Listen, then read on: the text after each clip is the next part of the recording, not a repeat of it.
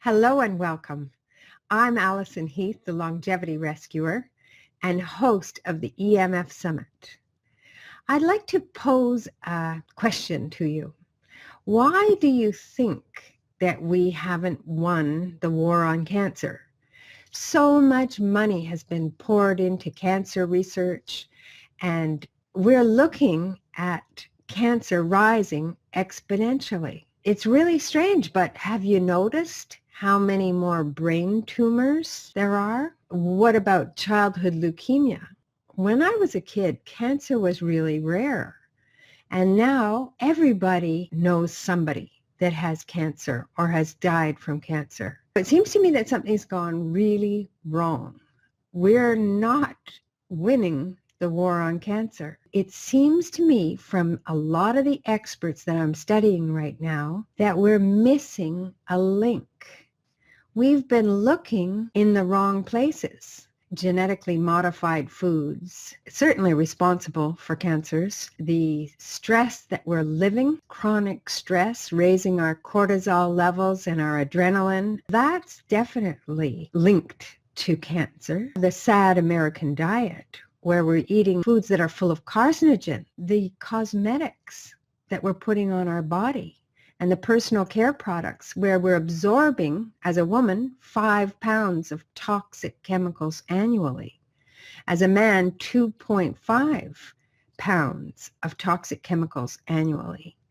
Even babies aren't immune from our depleted soil that no longer has the minerals that we need to support our health and immune system. Our water supply, which is full of antibiotics that have been flushed down the toilet by people or that have been used in agriculture. The tons and tons of antibiotics annually used in agriculture ends up in our water table. This ends up in our drinking water. Also, chemtrails, where they're doing weather modification programs and they're spraying the clouds with nanoparticles of aluminum and strontium. Because they're nanoparticles, they can come in through the air conditioning, they can come in through the furnace ducts, they can come in through everywhere. And these nanoparticles are going directly into our brain. Our brain collects the deposits of this aluminum. We have many, many challenges to our health. With all the research on cancer, they still have not found a cure. And unfortunately, some of the people that have been able to heal people of cancer,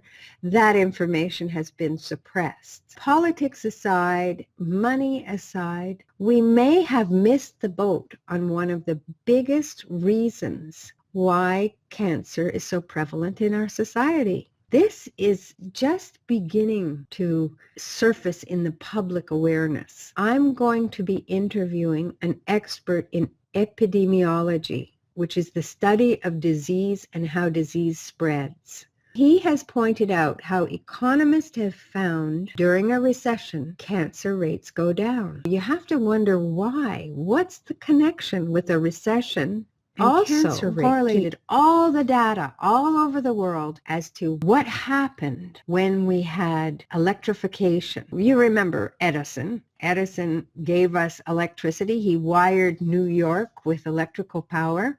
And little did he know that he was actually doing something that was a double-edged sword. It's a marvel and it's a wonder, all of our electronic toys, but they're leading us to a health hazard that we never imagined possible. It's invisible. You can't taste it. You can't hear it. You can't see it. So it's very hard to imagine that it's really there and that it's really doing the damage that it's doing. But Dr. Milham, one of the guests that will be on your Vibrant Health Secrets, he examined what happened when electrification started to spread out over the United States. What he did was he started looking at rural populations before they had electricity and after. He was shocked to see the increase in cancer after electrification. This would explain what the economists were finding. The economists correlated the data. Every time there was a recession, there would be less cancer. Well, what happens during a recession? People are laid off. Factories close. A lot of the electricity that people are exposed to is diminished. that diminishment of the exposure is creating a diminishment in the cancer. There's a direct correlation. When we think of electricity, we don't necessarily think of dirty electricity. This is electrosmog that's carried on the electrical wires. When we think of our wonderful toys, our iPads, our video games, the computer, of course, all of the wonderful toys that we have with our iPhones and so on. But how is that all supported? You'll look at a cityscape and you'll just see tons of cell phone towers, antenna for radio frequency. They're creating electromagnetic radiation. Every single portion of the population is being affected, whether you feel it or whether you don't. And it's accumulative. The more you're exposed, it keeps adding into your body and it keeps affecting your body as we roll out smart meters and all of these different technologies that are giving pulsed microwave radiation. This is radiation that's just a very low frequency radiation, but it's creating chronic stress on our bodies. And you'll see many cancer clusters that are happening. So, for example, in San Diego University, there was a cancer cluster of brain cancer victims that all died, and they were in a room when it was correlated, the data. Their room was directly opposite one of those big towers that they have on university campuses. Young, healthy students were dying of brain cancer. This is a real issue, especially when we see that rise in childhood leukemia. Young people, children, who are often sleeping on a wall opposite a smart meter that's put on the outside. So check your house, see where your meter is, and so on. We have baby monitors that are giving off more electromagnetic radiation. These marvels, these wonderful inventions that have come to us are causing us incredible harm to our health. And Dr. Milham, my guest coming up, he feels that we're in for an epidemic of these cancers, of leukemia, which is a blood cancer of the blood, both adult and childhood leukemia. There are specific cancers related to electromagnetic radiation, and it's occupational as well. So this is something that Dr. Milham has looked at. He's looked at how the correlation runs between your occupation and your risk of having cancer. He's finding that firefighters have a very high rate of cancer.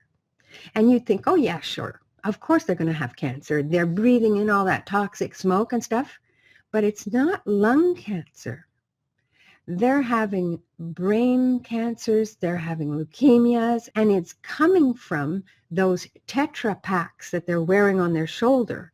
And those Tetra Paks, they are a communication device that allows them to communicate with the other firefighters when they're in these big smoky buildings and so on and can't see to get around. Well, that's causing cancer and a high rate of cancer in that particular group. Police officers, the cancer that they're getting when they're using radar. All of these different cancers, we've been looking for cures for cancer, but we haven't looked at our electromagnetic radiation. We haven't looked at the dark side of electricity. We haven't really made the connection until recently. I'm gathering together these experts. Jerry Flynn is one of the experts that will be joining me. He's a retired military officer, and what his work was electronic warfare. He knows that the 2.4 gigahertz that we're using is affecting the human brain in a very negative way. It's the same frequency that they were using in their electronic warfare. Not to be panicked and not to be afraid. If you take the time to learn about what's going on, then you will be able to protect yourself. And if you're able to protect yourself, you'll be able to live in society, enjoy your toys. Don't wait until you have an illness. Join us on the EMF Summit. It's your health. It's the health of your children. Join us